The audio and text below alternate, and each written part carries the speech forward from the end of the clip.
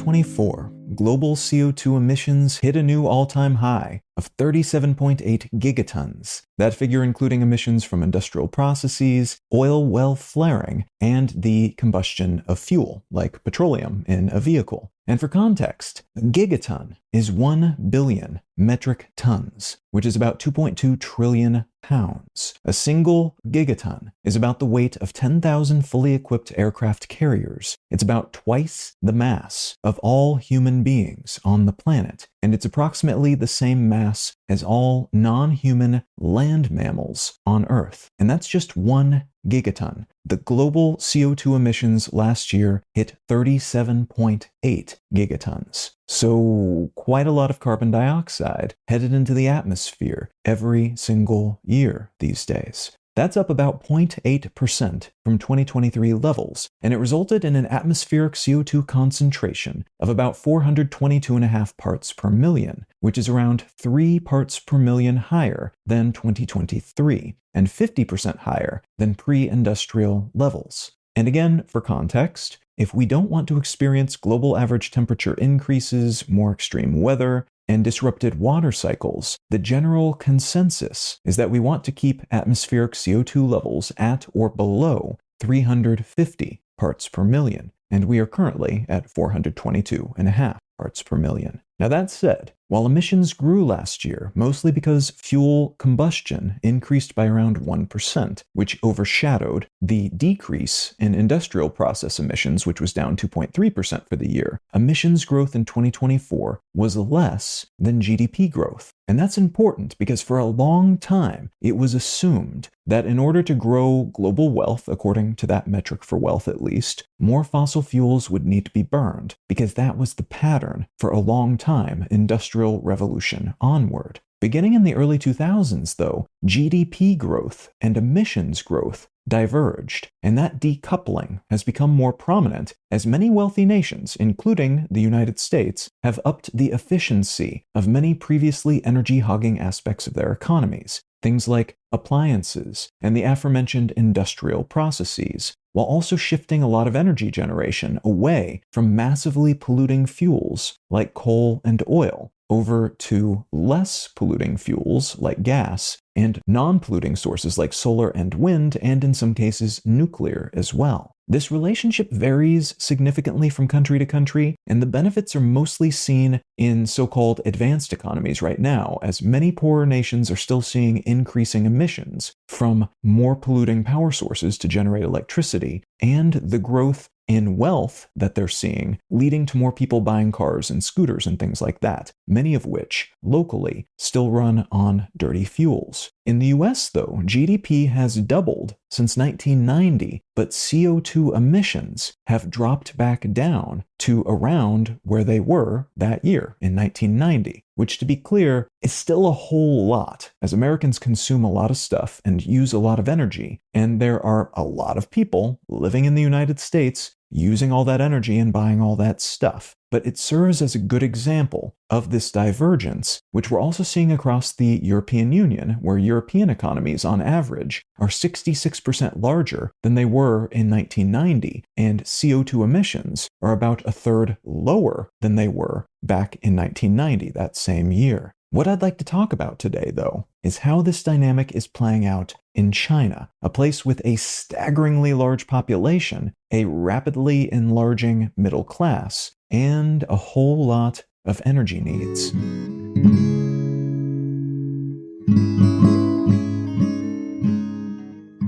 You're listening to Let's Know Things. I'm Colin Wright. I'm able to keep this show ad-free because of support from listeners like you. If you're finding value in what I'm doing here, consider becoming a paid supporter for the cost of a cup of coffee each month at letsknowthings.com. And as a thank you for your helping me keep this show solvent, you'll receive an additional bonus More Things episode each month. All right, let's get back to the show. China is a renewable energy powerhouse. It's an energy of all kinds powerhouse, truthfully, but its development of renewable energy technologies and its deployment of those technologies has been truly remarkable, especially over the past decade or so. China has more renewable energy capacity, more solar and wind especially, than the next 13 countries combined. The US comes in second place, but China has 4 times as much renewable energy capacity than the US. Despite that, though, because of China's huge population and its remarkable wealth-spreading success story, having brought something like 800 million people out of poverty over the past 40 years, a lot of people in the country need a lot more energy every year. Because as people make more money, they tend to use more electricity and heat, they tend to buy more things, need bigger homes, maybe buy cars, and so on, all of which requires more energy. So even though they've been building solar panels and wind turbines at a blistering rate, spreading these things all over the place, massively increasing their capacity for clean electricity, they've also been building more fossil fuel burning power plants, especially coal power plants, because coal is comparably cheap compared to other fuel types in China, and that's made it the world's biggest emitter of greenhouse gases. A little less than half the country's total installed energy generation capacity burns fossil fuels, which is a huge drop from even a handful of years ago. But because so much of the remaining fossil fuel stock is coal burning, those energy assets account for an outsized portion of global emissions. New official data released by the Chinese government, so probably smart to take it with a grain of salt, though these sorts of numbers are usually more reliable than the economy-related numbers the Chinese government puts out these days. But new data was crunched by Carbon Brief, and they found that March of 2024 was China's most recent peak in terms of emissions. And since then, their emissions have dropped by 1%. The drop might be accelerating too, as they also found that new installations in the first quarter of 2025 dropped emissions by 1.6% compared to the same quarter in 2024. So they may be scaling up their renewable deployment efforts, which could lead to even more of a sustained drop. And remarkably, China's power sector tallied an emissions drop of 5.8%, despite demand for power increasing by 2.5% that same period, which suggests that although China's population is still wanting more electricity and stuff, the same energy, or rather a bit more of it, now produces fewer emissions, which means the ratio of renewables to non-renewables in their grid is shifting further in renewables' favor.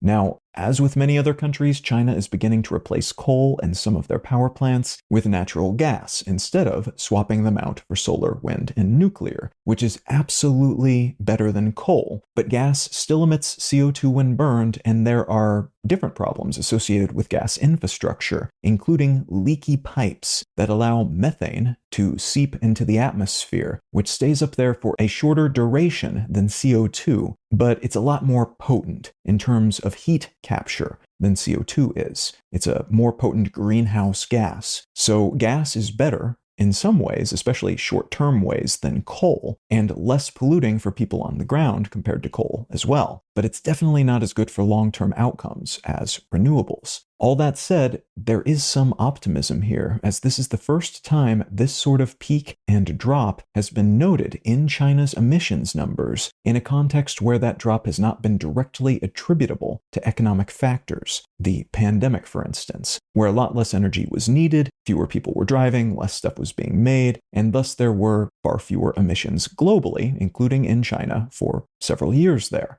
There is a chance, though, that this trend could be disrupted by the burgeoning trade war between the Trump administration and essentially everyone, but China in particular. The China-facing component of Trump's tariffs has been mellowed for a few months, but it's still significant at around 30% as of the day I'm recording this. And that could lead to a rewiring of global supply chains, but also a shift in what China manufacturers are producing, how they're getting those goods to their destination, and other things like that. And those shifting variables could lead to short-term or long-term changes in who is producing what, how it's being shipped, and thus what sorts of energy expenditures and in what locations we will be seeing, and then how that energy is being produced because of the peculiarities of those new, perhaps rapidly deployed needs.